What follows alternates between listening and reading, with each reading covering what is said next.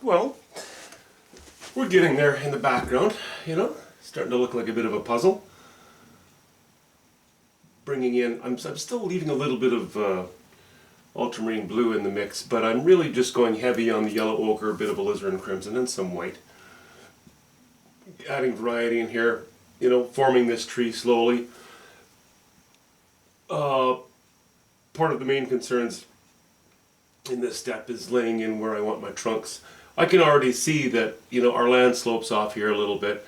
I brought this trunk. I'm finding it just bothers my eye. It might just be a personal taste thing, but I think what I'll do is I'll take, you know, I'll do something like this. A trunk starts here, and I'll just bring it up very close to the edge of the painting, just a little ways, you know?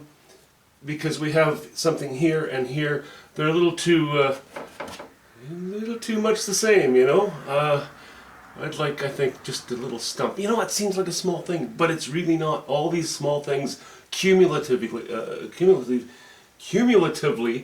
add up to I think, important improvements. Remember, we want to make this thing greater than the sum of its parts, which means that we have to use good parts. Okay, here's another thing. Funny, you know, I don't notice it often on paintings, but it's so important to stagger things. You don't want some things lining up with other things. It just kind of stares you in the face, and it can really kind of niggle at you. And what I have here is a shed, you know.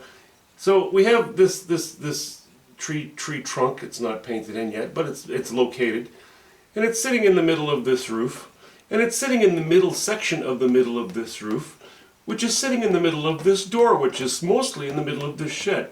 So, you know, there's a lot of sinning going on there. That's not a good thing. We need to do something about that.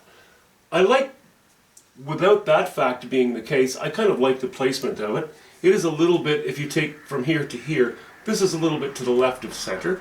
Good. All right.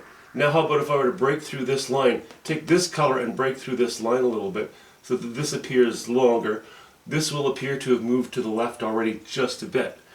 Also, this door, I may put some content showing on, you know, even a leaning board or part of a door frame, or, you know, something here to push this over a little bit. That will help to push just that little bit, just ever so slightly to the left.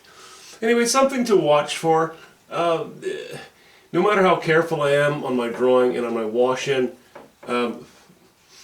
that I, you know, trying to stagger things, trying to avoid too many of the wrong things lining up, I still inevitably now and then will end up with a bit of that as an issue to deal with.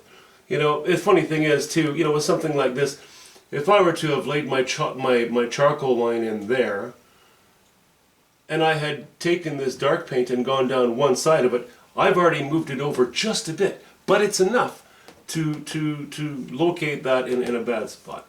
Anyway, that's my main issue. I just wanted to point that out. Not a long video. Small, but, you know, really kind of important things. Watch when you start with when you're putting your drawing in place, you know. Kind of watch that you're not having the wrong thing above the wrong thing. You need that variety. Okay, have a good weekend. Have a good weekend. See you soon.